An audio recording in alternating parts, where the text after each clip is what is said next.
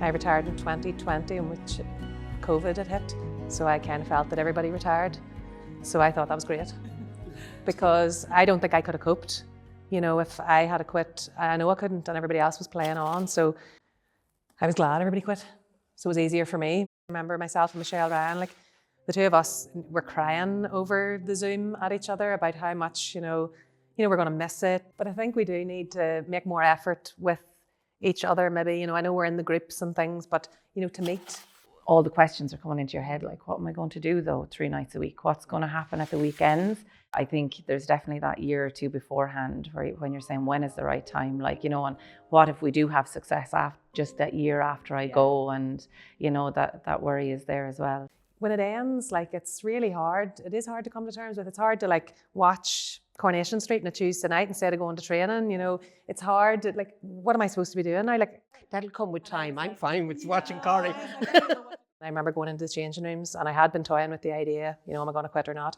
And I sat in the changing rooms by myself, and I was up against the wall, and I goes, that's it for me. I know that's it. I'm happy, that I got to call it. And I know it'll be hard, and I know there'll be people persuading you, and that happened and all, but I was like, no, this has to be it. Kissed the jersey, put it back in the bag and said, thank you.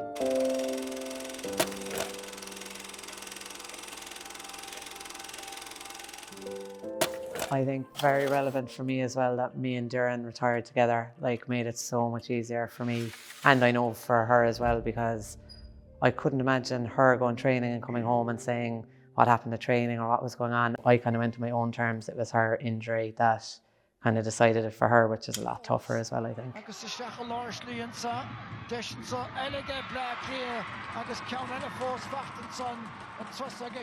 kind of how do you know when to retire?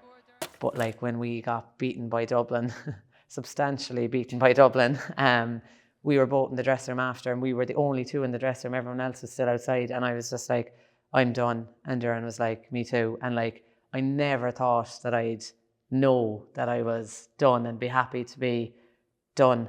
And I was happy with my decision.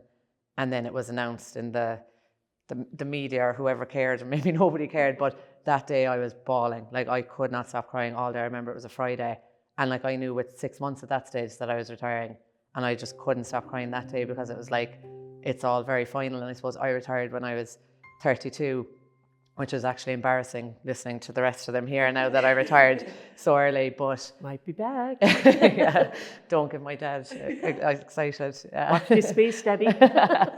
But at that point, I'd played with the seniors for 16 years, so for half of my life I was playing with Cork seniors, and before that I was playing with the 14, 16s minors, so it is such a huge part of your life, and it is such a huge part of your identity.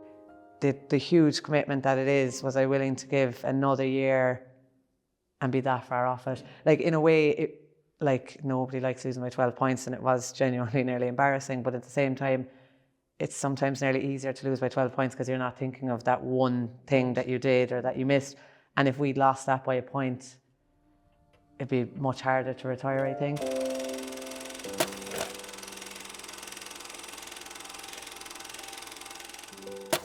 I suppose what I found hard was when I last year, I stopped I haven't been involved at all. And what I found is that when you're involved in a club, I'm a member of Round Towers, but because I'm not active, I feel I'm not part of it. And that's me, it's not the club. That's where I find, if I'm not involved with a team, I really don't have much of a say, or you don't want to be putting inputs into anything unless you're putting that hard work in. And I do find that hard, and I find if they're having a banquet or something that I'm the outside now. And it's amazing. I never missed the playing side of it because I was doing the management, but now I miss that bit, the involvement. I've been involved for decades at this stage at Central Council level, and I'm involved with Connacht Council, and I'm delegate from Leitrim for Central Council. Back when you and I, Marie, were playing, say, against each other, if you like, well, I know personally we were the county boards. You know what I mean? We were the county, so the county boards were the county players were the county boards, and there was none of the, sometimes you come across that them and us, because it was just us. The county boards were the players who were playing county as well.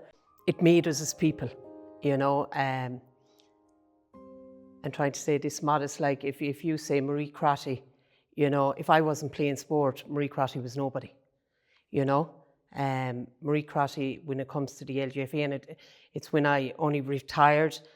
I remember getting a phone call that was inducted into the Hall of Fame, and I actually thought it was a prank. And I was probably the biggest pranker going in the game. So I thought, this is after all the years they're coming back to get me. Like, it seems so unreal to even say that you're inducted into a Hall of Fame. It really does. I have to pinch myself. I am honoured and chuffed about it.